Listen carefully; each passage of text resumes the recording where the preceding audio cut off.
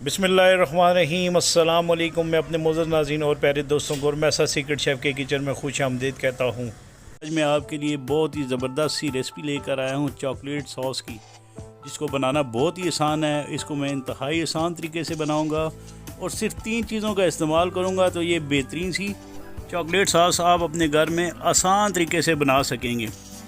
ये chocolate fudge cake मैं आपको बनाना सिखा चुका हूँ, इसकी रेसिपी भी मेरे चैनल पर मौजूद है। और ये देखें माशाल्लाह कितनी ज़बरदस्त सी चॉकलेट सॉस बनी है।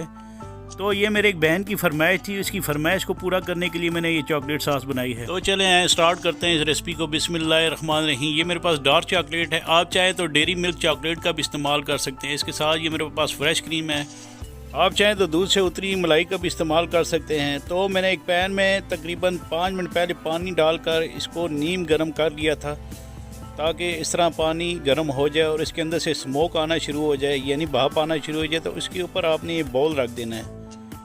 इसी दौरान आपने इसके अंदर ये फ्रेश क्रीम जो है ये आपने 150 ग्राम के बराबर जो है ये डाल लेनी है।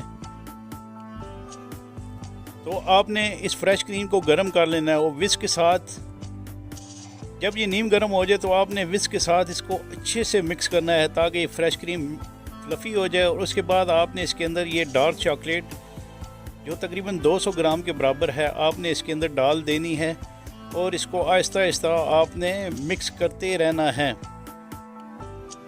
विस्क के साथ।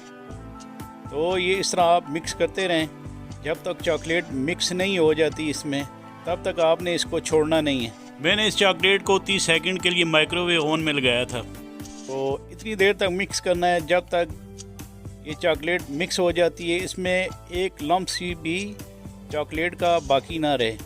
आप इस चॉकलेट सॉस को जितनी देर तक मिक्स करेंगे ये उतनी ही ज़बरदस्त फ्लफ़ी और बेहतरीन सी चॉकलेट सॉस बनेगी।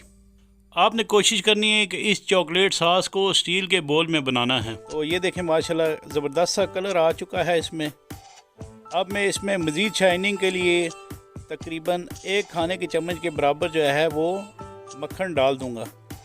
तो इससे ये होगा कि बहुत ही ज़बरदस्त सी चॉकलेट सॉस बनेगी और बहुत ही ज़बरदस्त इसका कलर आ जाएगा। तो ये देखें माशाल्लाह कितनी शाइनी हो चुकी है ये चॉकलेट सॉस। आप जब भी अपने घर में चॉकलेट सॉस बनाएं तो मेरे इसी बनाए हुए तरीके को इस्तेमाल करें। इंशाल्लाह इंतहाई आसान तरीके से इस रेसिपी को आप बना सकेंगे। तो ये मेरी चॉकलेट सॉस बनकर तैयार हो चुकी है और मुझे उम्मीद है कि इंशाल्लाह आपको मेरी ये रेसिपी ज़रूर पसंद आएगी। तो इसके साथ ही आपसे इजाज़त चाहता हूँ। अल्लाह ताला आपका हामी नासिर।